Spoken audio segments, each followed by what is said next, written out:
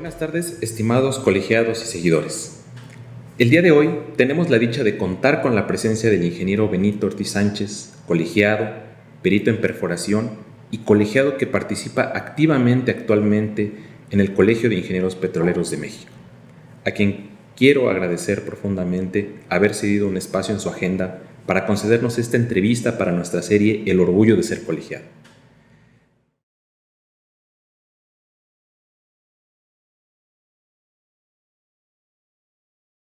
El ingeniero Benito Ortiz Sánchez es ingeniero petrolero, egresado de la Universidad Nacional Autónoma de México, maestro en ingeniería petrolera y licenciado en economía por la misma casa de estudios. Ingresó a Petróleos Mexicanos en marzo de 1986, ocupando distintos puestos de diseño y operaciones de campo hasta su retiro de la empresa en 2016. Posteriormente, ocupó diversos puestos como consultor en Pemex, Wintershall Dea y actualmente trabaja en la compañía Olam Energy. Ingeniero, muy buenas tardes. Me da mucho gusto poder estar con usted el día de hoy para poder platicar de su trayectoria profesional y de cómo ha participado usted dentro del colegio. Buenas tardes. Buenas tardes, doctor Carlos. Gracias. Aquí estoy para servirte y agradecido por la deferencia que hace el colegio a mi persona. Muchas gracias, ingeniero. Ingeniero, toda gran historia tiene un inicio y en este caso me gustaría que por favor nos pudiera platicar de dónde es originario y cómo recuerda usted su etapa previa al ingreso a la carrera en ingeniería petrolera, por favor. Sí, gracias. Yo nací en la Ciudad de México. Realmente, pues mi etapa, soy estudiante de escuelas públicas, primaria, secundaria. Tuve la fortuna de entrar a la preparatoria 5, a la Escuela Nacional Preparatoria José Vasconcelos. Y de ahí, pues, tuve, de acuerdo al reglamento de la UNAM, pase automático para la carrera, la cual, bueno, pues, tuve la fortuna de estar en la Facultad de Ingeniería, cursando la carrera de Ingeniería Petrolera. Y pues, bueno, pues, siempre los recuerdos de juventud son agradables porque tienes bastantes amistades en las cuales no te liga ningún compromiso de ninguna índole, simple y llanamente querer ser amigos. Y yo creo que esa parte, ingeniero, justamente de la formación que tuvo en la Escuela Nacional Preparatoria, pues después fue forjando justamente la idea de estudiar ingeniería petrolera, ¿no? ¿Qué lo motivó eventualmente para poder llevar a cabo sus estudios de ingeniería petrolera? Mira, yo quería estudiar una carrera que me sacara de la Ciudad de México y revisando los perfiles de las carreras, yo veía que la carrera de ingeniería petrolera se desarrollaba en provincia, como la minera. Realmente yo estuve haciendo un balance entre estudiar la carrera de ingeniería petrolera o ingeniero en minas y metalurgista, y un golpe de suerte fue el que me trajo a la ingeniería petrolera. Y justamente, ingeniero, eh, una vez que ya llevó a cabo todo su proceso para poder ingresar a la carrera, eh, ¿cómo fueron los primeros semestres? ¿Cuáles son sus recuerdos más entrañables que usted lleva justamente durante esa época? Mira, el primer día que entré a la carrera llegué muy tempranito a la facultad, al anexo de la Facultad de Ingeniería, y me acuerdo que fui el primero en entrar al salón y me senté en la primer banca para poder ver entrar a todos mis compañeros, porque eh, pues sí he sido algo sociable siempre. Yo decía, bueno, quiero ver con quiénes voy a estar cruzando la carrera, al menos el primer semestre. De alguna manera, la carrera representaba un reto. Yo no sabía si iba a poderla concluir. Tú sabes, siempre empezamos algo y es un misterio. No tenemos en la vida nada dado por sentado. Entonces, el reto de poder estudiar, el reto de concluir una carrera me tenía muy interesado.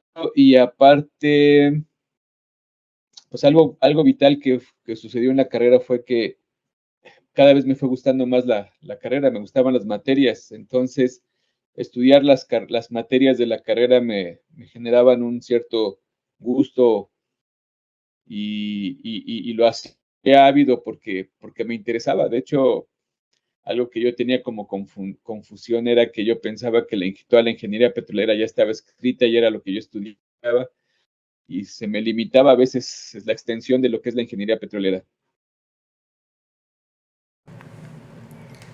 Ingeniero, ¿qué área le gustaba más en esas épocas?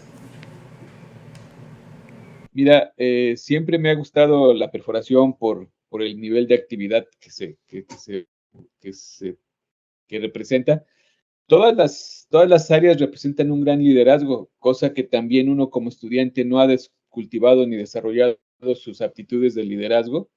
Y para mí cuando iba yo de prácticas, era un sueño que yo algún día pudiera dirigir una operación y ser yo el responsable de la misma, teniendo bajo mi cargo todo el personal y todo el equipo que se trabajaba. Entonces, para mí era un sueño que en su momento, por mi timidez en aquella época, ya a mí se me hacía imposible de que algún día lo lograra yo.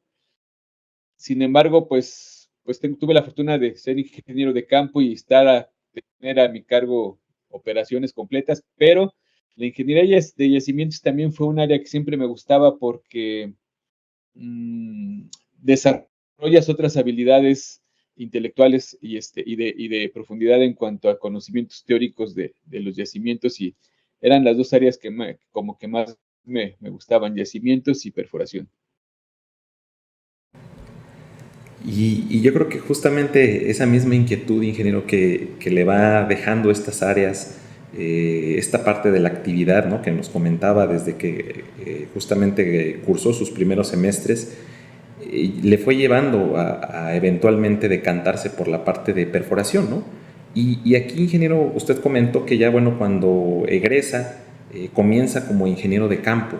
Platíquenos, por favor, de sus inicios en la empresa, en Petróleos Mexicanos, a qué activo lo llevaron, si efectivamente comenzó a desarrollarse en perforación o ya después hubo un cambio.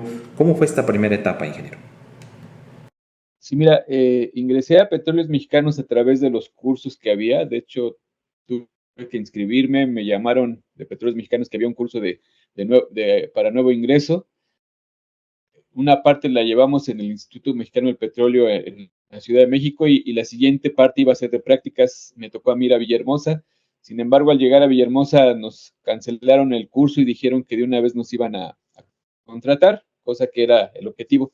Entonces yo tuve primero 6 meses trabajando en el Departamento de Yacimientos de Ingeniería Petrolera, pero alguna instrucción de los jefes estableció que todas las personas que habíamos recién ingresado teníamos que ir a los pozos porque había una carencia de personal, y entonces me pidieron que me movilizara al Departamento de Ingeniería Petrolera. Yo empecé mi parte operativa en Ingeniería Petrolera, orgullosamente, y la única opción que había era en el distrito de Ciudad Pemex. Antes no había activos, en aquel entonces era el distrito de Ciudad Pemex, el cual pues para mí fue un distrito escuela porque representaba que tú como ingeniero petrolero tenías que diseñar el pozo. En este caso te voy a hablar de una cementación, una introducción y cementación de la tubería.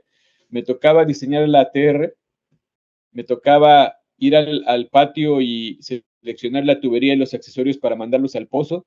Me tocaba coordinar con la compañía de cementaciones las pruebas de cementación y estar de acuerdo en ellas para poderme ir después al pozo, hacer la introducción de la TR. Tengo el orgullo de que si eran 24, 30 horas de introducción, no se movía uno del piso de perforación. Ahí te llevaban de comer, pero no te ibas a dormir. Luego ya que llegabas al fondo, pues empezabas a condicionar el lodo. En ese inter se instalaban las unidades de cementación y concluías efectuando la cementación, y para concluir con un reporte. Entonces, para mí, Ciudad Pemex fue un distrito escuela porque en otros distritos había la figura de tubólogo y el ingeniero petrolero nada más llegaba al momento de hacer la cementación. Entonces, yo tuve la fortuna de tener una escuela más profunda desde el punto de vista operativo por las circunstancias de Ciudad Pemex, que era un distrito muy pequeño, con pocos recursos y con poca gente. Ingeniero, en el momento ya después que fue desarrollando su actividad profesional justo en la empresa productiva del Estado, ¿cuál considera usted a lo largo de todo su desarrollo que fue la mayor enseñanza que obtuvo durante su paso por la empresa. Hay una infinidad de enseñanzas. De hecho, uno se hace con el día a día en la empresa. Cada día hay algo nuevo bajo el sol, la verdad. Pero si yo tuviera que seleccionar momentos, bueno, yo tuve la fortuna de tener jefes de la vieja escuela que te hacían muy fuerte para que tú tuvieras que tener ese liderazgo en los pozos. Y también tuve la fortuna de contar con gente muy intelectual de Pemex que también me formó como un ingeniero de, de gabinete, donde tenía que diseñar, donde tenía que desarrollar otras habilidades. Y entonces, entre el balance entre lo operativo y el estudio, aplicar realmente, entender la ingeniería petrolera, fueron uno de los aspectos que a mí valoro más que me hayan formado, porque para mí me dieron una formación más integral a que si hubiera sido netamente operativo o solamente un ingeniero de escritorio, de diseño, sin haber pasado por el campo. Entonces, esa fue la primera fase, casi mi primer tercio de vida, que creo que fue sustantiva para los otros 2 tercios de mi proceso durante mi estancia en Petróleos Mexicanos. Y justo este balance, ingeniero, entre lo que es la inquietud, el talento joven y las experiencias que van dejando los profesionistas con más años de experiencia y esas formas de trabajo y esa motivación que van dando justamente, pues nos permiten ir desarrollando, ¿no? Nuestras capacidades como profesionistas. Y justo al respecto de esa parte, ingeniero, existe, bueno, pues una parte de su vida en donde usted llevó a cabo el diseño de la terminación del primer pozo horizontal monobor de 7 pulgadas de alta productividad en la región marina en Cantarell. Platíquenos, por favor, de esa etapa. ¿Cómo fue desarrollando justamente esta ingeniería que llevó a cabo justo en esa etapa, ingeniero? Sí, fue cuando estaba en la región marina.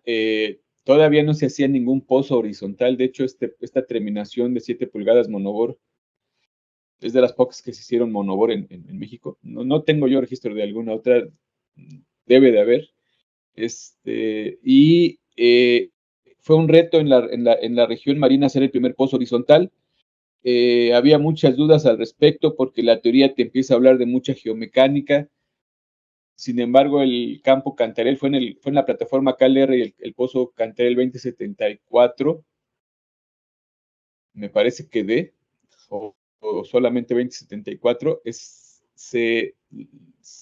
contra viento y marea, mis jefes, en este caso el ingeniero Ricardo Palomo, fue quien impulsó que se hiciera este primer pozo horizontal junto con la gente de producción, el ingeniero Nieto, que estaba en la gerencia de producción.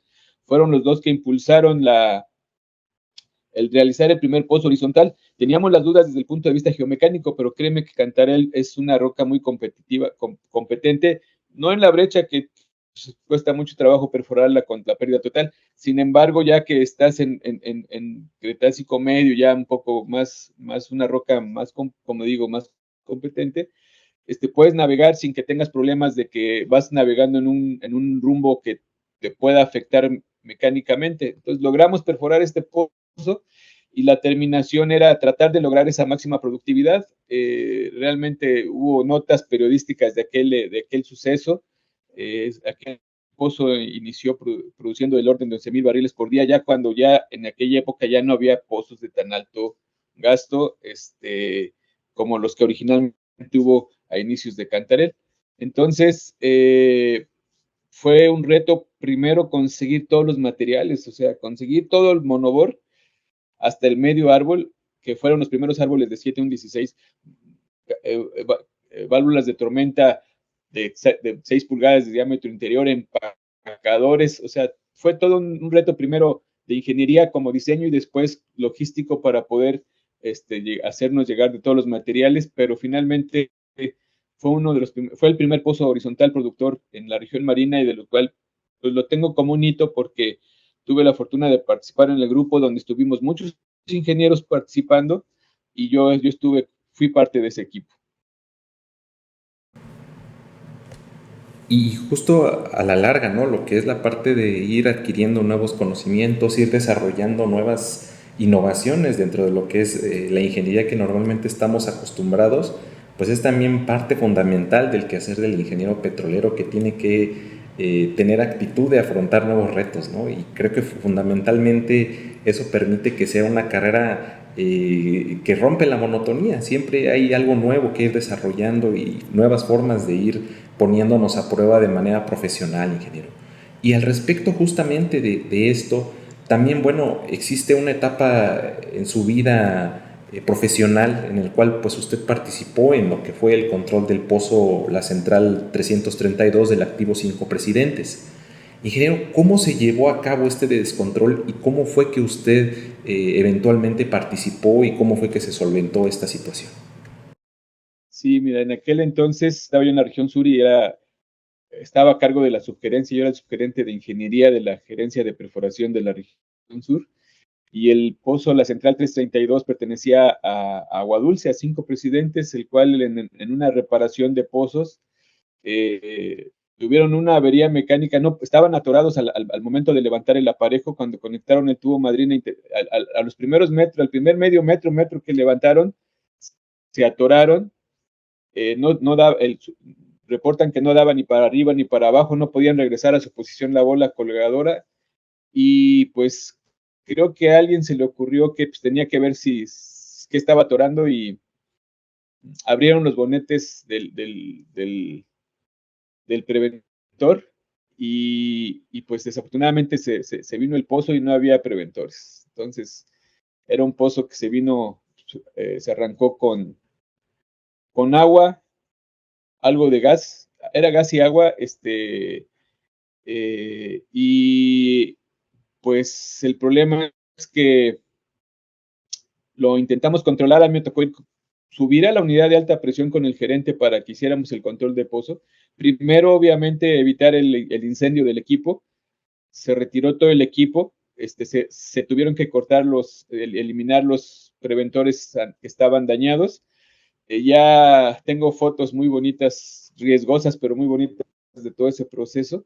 Finalmente colocaron nuevos preventores, un stock de preventores ya sin el equipo, que se cerró el pozo, se derivó primero a la presa de quema y se cerró para evitar el golpe de ariete. Sin embargo, cuando controlamos, y eso que nos tocaron varios controles, no pudimos controlar el pozo, quedaba con presión y para nosotros era un misterio. Lo resultante es que nos fuimos después se arrancó un domingo, el control fue el miércoles después de que retiramos el equipo, que se pusieron los preventores. Nos regresamos a Villahermosa y en la mañana siguiente me reportaron que se había vuelto a descontrolar. Yo no me explicaba qué pasó. Cuando llegué a la localización, se descontroló, pero fue un descontrol subterráneo porque ahora estaba manifestándose como a 300 metros de donde estaba el pozo, hacia un costado de la localización se empezó a formar un cráter que primero empezó con un flujo y después alcanzó como 25, 30 metros de diámetro ese cráter, fluyendo agua, un poco de gas, aventaba pedazos de formación del tamaño de un elefante, también hay películas de ese evento, y lo recuerdo mucho porque fue el último control que participé, no tuve tantos, pero me tocó todo diciembre, enero, nos dio Navidad, nos dio el Año Nuevo, nos dieron los Reyes y seguíamos con el problema del control. Finalmente, la única manera de controlar el pozo fue hasta que se metió un equipo snoobing para poder manejar la presión y poder sacar el aparejo y encontrar la rotura del pozo, de la TR, para poderla sellar y evitar ya que se siguiera arrancando por el arrancón subterráneo y hacia el cráter. Y fueron meses, o sea, fueron casi 4 meses de trabajo para poderlo controlar y evidentemente, bueno, pues desafortunadamente, pues fue mucho tiempo no, para no impactar las zonas aledañas, ¿verdad? Entonces, fue un trabajo muy crítico que fue muy difícil controlarlo hasta que se colocó este equipo, que fue la forma de cómo se solucionó, como me preguntas, Carlos. Y yo creo que meses en los que todos los días hubo que analizar los datos, analizar el comportamiento Y esta parte también de ir encabezando equipos para dar las instrucciones, para ir generando procesos justamente encaminados al éxito de la operación que todos tenemos, ¿no? Parte fundamental del ingeniero petrolero pues es también ir estableciendo los roles, ir permitiendo justamente un liderazgo, ¿no? En todas las áreas para que cada quien vaya desarrollando sus tareas de la mejor forma posible. Y de la mano justamente de ese liderazgo, ingeniero, en una etapa de su vida justamente fungió como administrador del activo Kumalopsat, y en esa parte se estableció justamente un récord de producción de 850,000 barriles por día, hablando del año 2013 a 2014. Ingeniero, ¿qué papel fundamental juega un líder precisamente para poder alcanzar este tipo de objetivos en la industria petrolera? Muy bien, sí, gracias. El récord era para el propio campo porque ya teníamos antes el antecedente de Cantarell, que fue un campo muy productivo, mucho más productivo que Kumalopsat, pero ya en aquel entonces ya Cantarell estaba en declinación plena y nosotros estábamos en ese proceso de Q. El liderazgo que se toma en esos procesos es que hay que tener la humildad de reconocer que pues uno no es el papá de ese proyecto, que yo lo heredé ya como un proyecto que venía construyéndose de años anteriores, pero el mérito es que fui parte del equipo que estableció lo que es la administración de los yacimientos, porque generalmente los yacimientos se lograban un pico máximo de producción y luego declinaban constantemente. Kumalopsat, desde que se planteó su estrategia de explotación, establecía que se iba a trabajar con un plató. Debo reconocer que yo lo recibí ya con el plató y mi tarea fue mantener ese plató de producción, que también representa un reto porque las exigencias de volumétricas de la empresa siempre han sido muy altas y siempre había que evitar cualquier situación que nos redujera instantáneamente la producción, cosa que sí ocurría, pero sistémicamente siempre se mantuvo, y durante el proceso que yo participé, se mantuvo la producción. Y el tema del liderazgo va en el sentido de sí integrar a todos los equipos de trabajo, porque hay gente a bordo en plataforma que es contribuyente a estos grandes retos, pero también está la gente de yacimientos con los planes de explotación, la gente de producción, la gente de intervenciones a pozos. Entonces, el reto era darle certeza, el reto era ser un facilitador. A mí realmente el rol de líder, más que ser en la cabeza y estar diciendo qué hacerse, yo soy del tipo de liderazgos que pienso que el líder lo más importante, el rol que es más importante que debe de jugar es de facilitador. Es el que más poder tiene, es el que más puertas puede abrir, es el que puede mover más recursos y por ende es el que tiene que darle la mano a todo su equipo de trabajo para que cada quien haga lo mejor que se pueda su trabajo. Logrando dar ese apoyo al equipo de trabajo es como se logran las metas. Y justo también esta parte, ingeniero, de abrir puertas, de tender lazos, de generar relaciones precisamente para ir construyendo, fue lo que eventualmente pues le permitió cerrar una parte de su vida profesional como gerente de estrategias y planes en la parte de Pemex Perforación y Servicios ya en abril de 2016. Con eso, digamos, cerró un primer episodio, ¿no? Porque posteriormente pudo volver a participar en la empresa. Pero a partir de ese momento, ¿qué fue lo que a usted le motivó para seguir más allá, ¿no? Como obtener una nueva etapa como consultor posterior a su etapa de jubilación de Petróleos Mexicanos, ingeniero?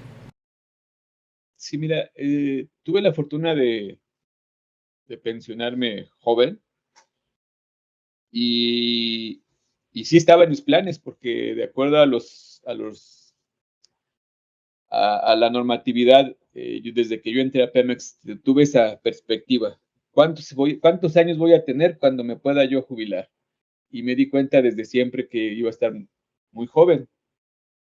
Entonces, yo ya tenía una meta. De hecho, te puedo decir que cuando cumplí 20 años de antigüedad en Pemex, consciente estaba yo de que iba por el último tercio y esos últimos 10 años también me preparé para cerrar esa etapa. Fueron 10 años de preparación donde también me seguí capacitando y buscando la manera de hacia cuáles iban a ser las vertientes en las cuales yo me iba a desarrollar posteriormente, porque pues para mí jubilarme no es sinónimo de retiro, sino era sinónimo de cerrar un ciclo para empezar otro, como tú bien comentas. Entonces, a mí lo que me motivó era, pues, mi juventud, el que también, gracias a Dios, pues, no soy una persona exenta de problemas a nivel personal, en tu casa, de salud, de dinero, de todo, pero que son problemas que no te ahorcan y que no te inhabilitan, sino que te motivan para salir adelante. Entonces, esos motivantes también me hacen cada día tener esa fuerza, tener ese incentivo y tener la facilidad que todavía te da a tener salud para seguir trabajando. La verdad, para mí nunca el trabajo ha sido, lo he visto como trabajo, es algo que me gusta hacer, mis actividades. Eh, Tengo otros hobbies, pero podría decir que para mí trabajar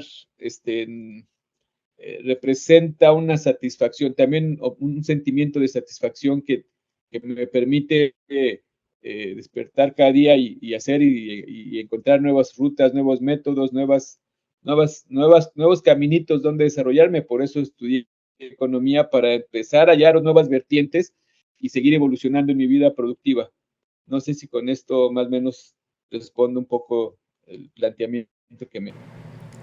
Sí, ingeniero, y justamente esta parte de buscar mantenernos actualizados, de ir incursionando en nuevas áreas, ¿no? Como es su caso, que ya nos comentó en temas económicos. Posteriormente, bueno, pues tuvo usted la oportunidad, ¿no?, de cursar la licenciatura en economía y posteriormente pues graduarse con mención honorífica, y este tipo de procesos que permiten ir construyendo un nuevo abanico de oportunidades justamente son los que nos dan la oportunidad de mejorarnos día a día como personas, ¿no? Y aquí justo esta parte de su vida profesional pues también va conjuntándose con otra etapa en la cual, bueno, pues usted ha participado en el Colegio de Ingenieros Petroleros de México. Y a ese respecto, ingeniero, ¿qué fue lo que en su momento lo motivó a pertenecer al Colegio de Ingenieros Petroleros de México?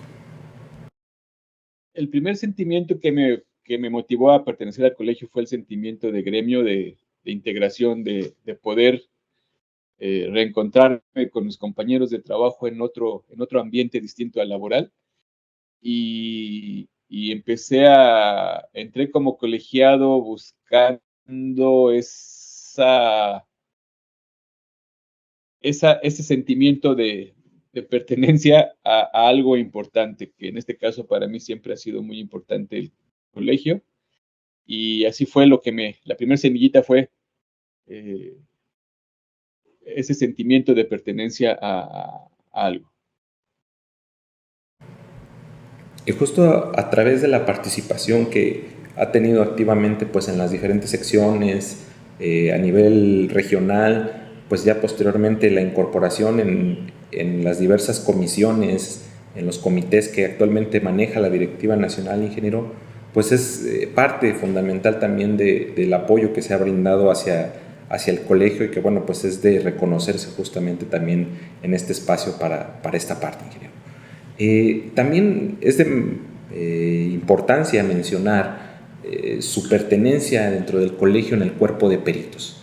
¿Qué significa para usted justamente ese nombramiento, esa distinción que tiene usted a nivel profesional? Sí, mira, el perito fue otra nueva etapa. Yo primero fui miembro, luego tuve la fortuna de ser presidente de la sección de Carmen, fui primer secretario en la directiva del ingeniero Serrano en el 13-14. Ahorita pertenezco a la nacional como tú dices, en las comisiones, pero este desempeño que tengo me formula cierta operatividad, hacer ciertas cosas que ya están con una directriz mandatoria en las funciones del colegio, de cualquiera de los puestos que te mencioné que he ocupado. Sin embargo, ser perito era también un reto. Primero lograrlo, porque alguna vez lo intenté y me dijeron que me faltaba un poquito más de publicaciones para que yo pudiera ser considerado como perito, porque estoy hablándote de ahí por ahí del 2003, 2004, y desistí hasta que me jubilé, ¿verdad? Dije, bueno, voy a empezar cuando me jubilé y que aparte fue estudiar la carrera, ahora sí voy en serio a buscar lograr ser perito. ¿Por qué? Porque era un logro adicional. Sin embargo, este nuevo logro ya no está supeditado a funciones gremiales, sino que te abre un nuevo abanico. Un nuevo abanico. He ejercido como perito en varios aspectos y eso también me ha dado nuevos conocimientos. La verdad, lo más valioso de esto es que cuando me enfrento a un nuevo caso de peritaje, la dificultad es que uno no sabe todo. Sin embargo, uno tiene que seguir leyendo y seguirse preparando y siguiendo ampliando sus perspectivas para poder hacer un desempeño satisfactorio. Es decir, ser perito implica seguir aprendiendo y ejercerlo con responsabilidad. Ingeniero, estas perspectivas que usted comenta justamente también han ido cambiando, ¿no? A lo largo de los años, la concepción de cómo la ingeniería petrolera era, es y va a ser justamente, es una idea que está en constante evolución, ¿no? Ingeniero, ¿usted cómo visualiza esta evolución de la ingeniería petrolera para los próximos 20 años? ¿Qué va a cambiar? ¿Cómo visualiza usted qué cosas se van a mantener en este caso?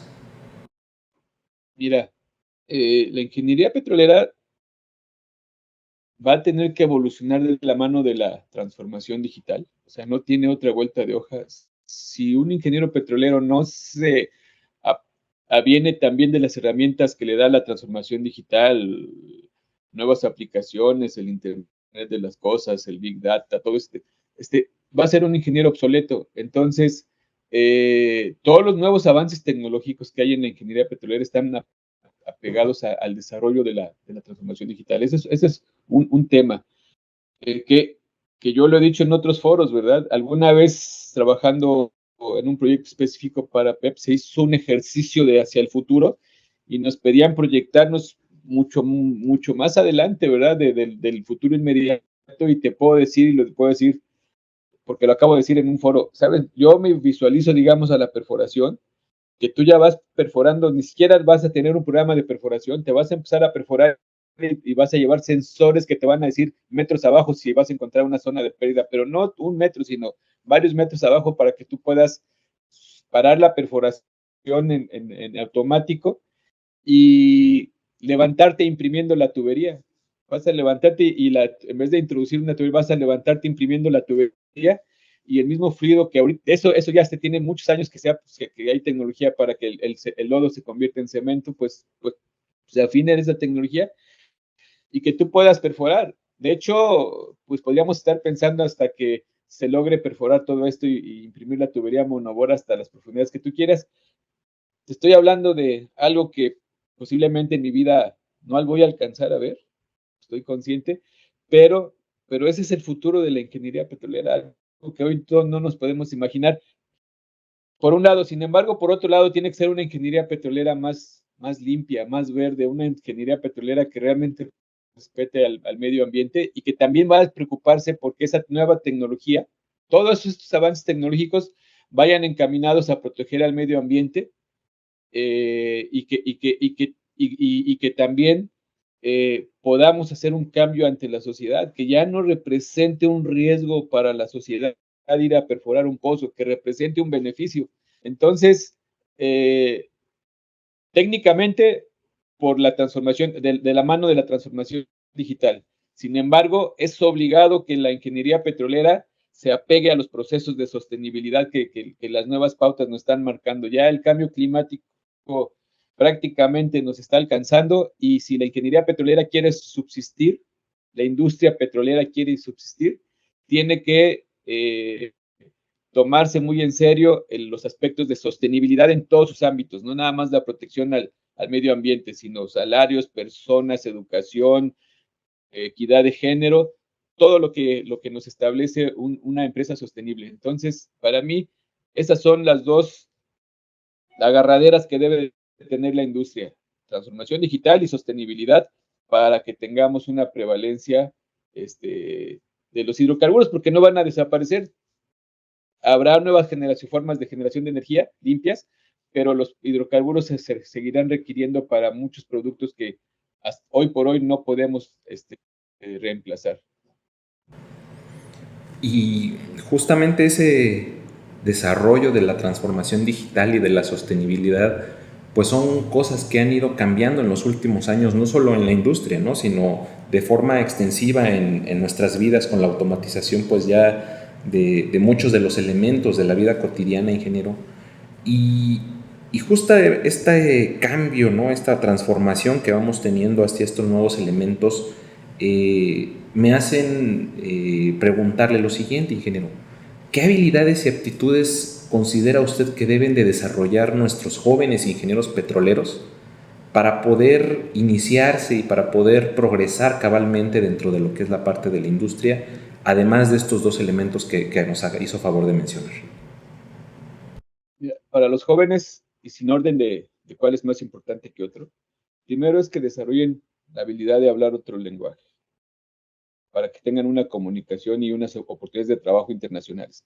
No nada más hablarlo, realmente comprometerse a tener esa otra habilidad de un nuevo lenguaje. También la administración de proyectos o el equivalente a la gestión de proyectos debe de ser una habilidad que deben de desarrollar para poder llevar a cabo su gestión de procesos y de proyectos lo más satisfactoria que se pueda.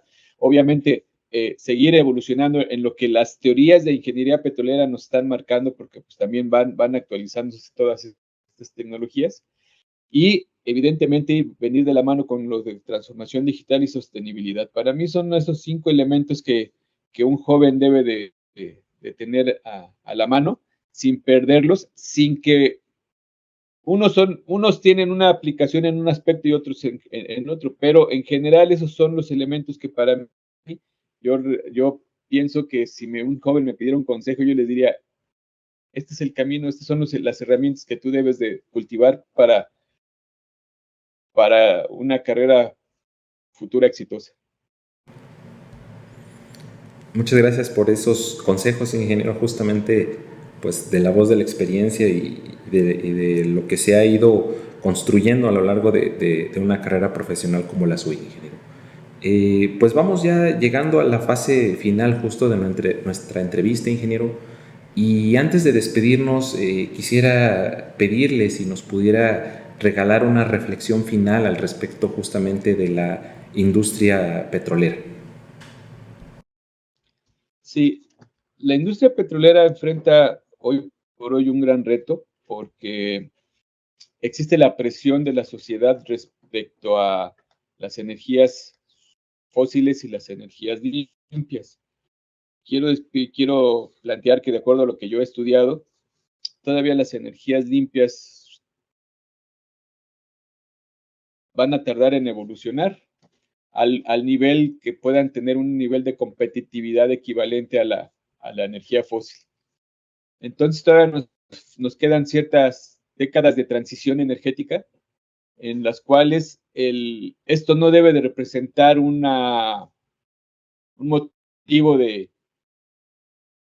no sé cómo decir, un motivo de decir, pues, de mí dependen, quieran o no, como industria petrolera, no, debe de ser un motivo de compromiso de que se transforme la industria petrolera y que se vuelva una industria verdaderamente responsable, verde, social y que cada proyecto permita que participe la sociedad. Uno de los grandes problemas que se tienen es que de repente hasta que no ve la sociedad que entran a abrir un camino, se enteran que va a haber un proyecto en su región. Entonces, creo que tenemos que incorporar a la sociedad y a todas las demás áreas, disciplinas que están alrededor de la industria en etapas tempranas para que sean parte de la solución y sean parte de cómo ellos contribuyen a cómo sí va a entrar la industria petrolera a una región o va a prevalecer en una región, porque ya hoy por hoy está en muchos lados y hay veces que lo que quieren es cerrarla, expulsarnos, y lo que se necesita es esa apertura para que pueda la sociedad tener una gran confianza en la industria petrolera y en los ingenieros petroleros. Y justamente, ingeniero, pues le quiero agradecer el tiempo que ha tenido a bien dedicarnos para esta entrevista. Le agradecemos mucho su tiempo, ingeniero Benito Ortiz, y a todos nuestros colegiados, a todos nuestros seguidores, también agradecemos mucho habernos acompañado en esta entrevista que tuvimos con el ingeniero y les deseamos a todos ustedes una excelente tarde. Gracias, ingeniero. Gracias a ustedes y muy agradecido por este reconocimiento inmerecido con esta entrevista. Gracias, ingeniero.